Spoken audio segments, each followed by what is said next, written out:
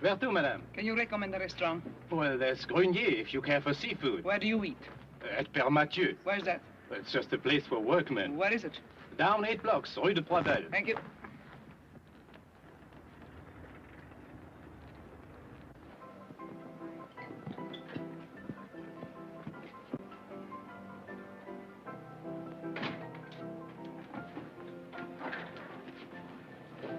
Are you alone, madame? A nice little corner table. Or perhaps by the window would be better. This way, madame.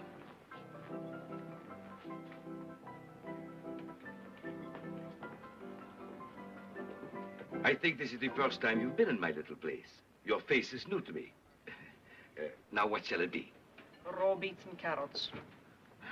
Madame, this is a restaurant, not a meadow. Now, here's what we are offering today. Please make your choice. I'm sure you will find something to tempt your appetite.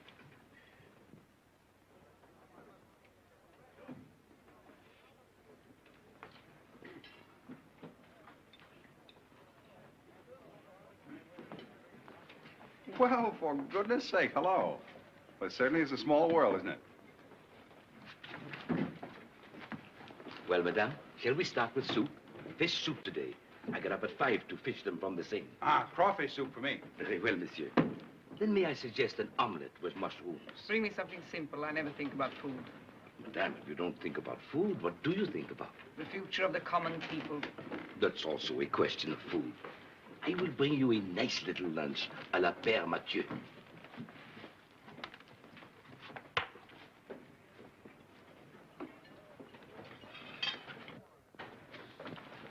May I say something? You insulted him, you know that? You hurt his feelings. It was just like telling a musician that you don't like music.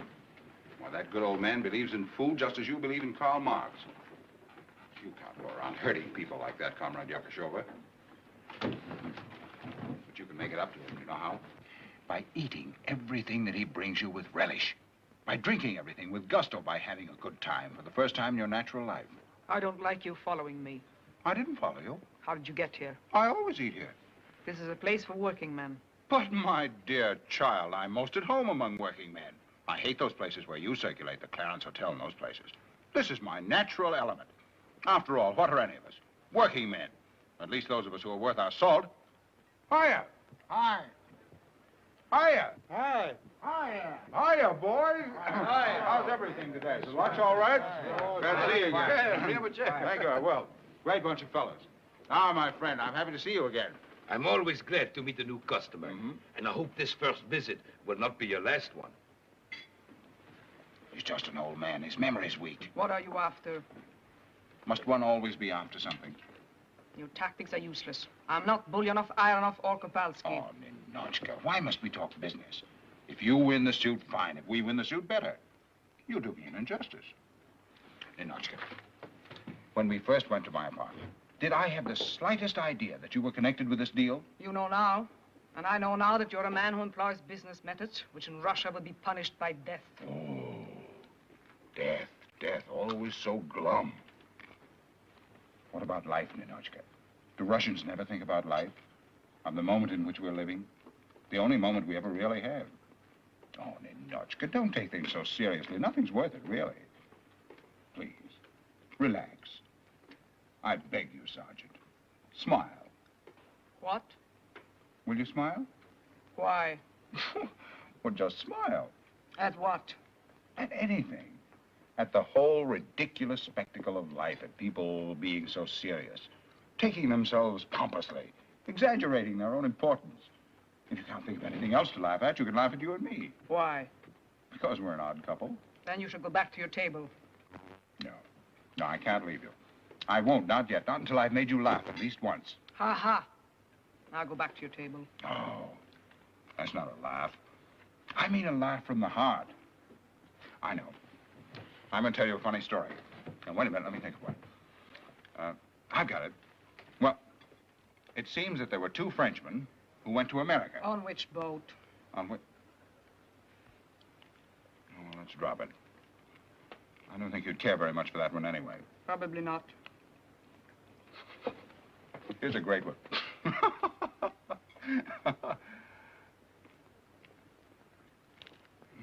maybe it's not so good. Let's forget it. You like Scotch stories? Never heard one. Well, here. Two Scotchmen met on the street.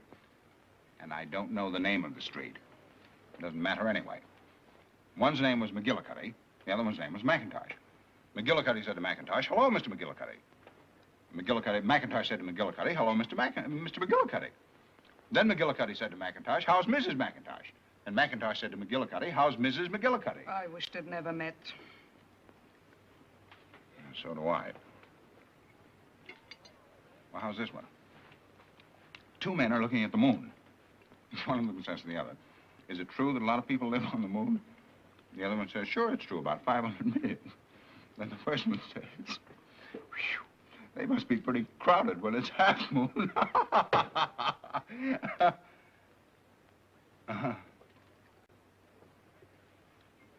So you don't think that's funny? No. It seemed funny to me when I first heard it. Maybe the trouble isn't with the joke. Maybe it's with you. I don't think so. I'll give you one more chance. Here goes. When I first heard this joke, I laughed myself sick. Here goes. A man comes into a restaurant. He sits down at the table and he says, "Waiter, bring me a cup of coffee without cream." 5 minutes later, the waiter comes back and says, "I'm sorry, sir, we have no cream. Can it be without milk?"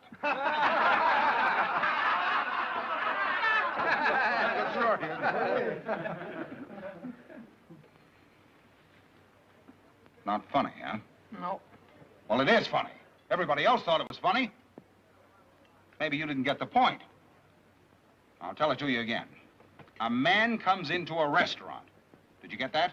Yes. All right. He sits down at the table and he says to the waiter, "Did you get that?" Yes. All right.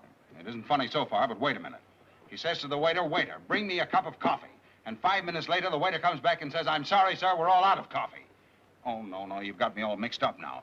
Sits down at the table and says, "Waiter, bring me a cup of coffee." And 5 minutes later, that's it. He says, "Waiter, bring me a cup of coffee without cream."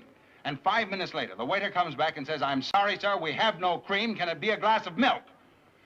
Oh, you have no sense of humor. None whatsoever.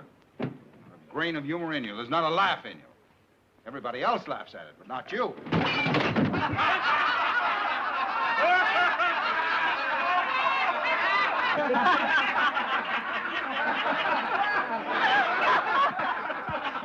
What's so funny about this?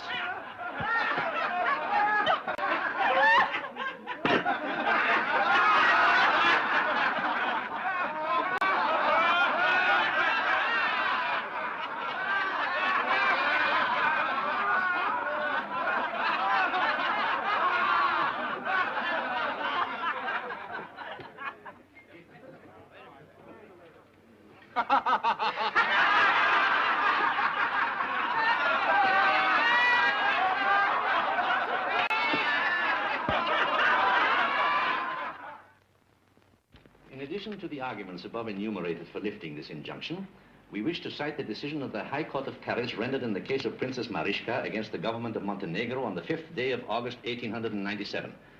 Comparing the facts in that case with our present set of facts, we feel that the treaty between the Republic of France and the USSR should...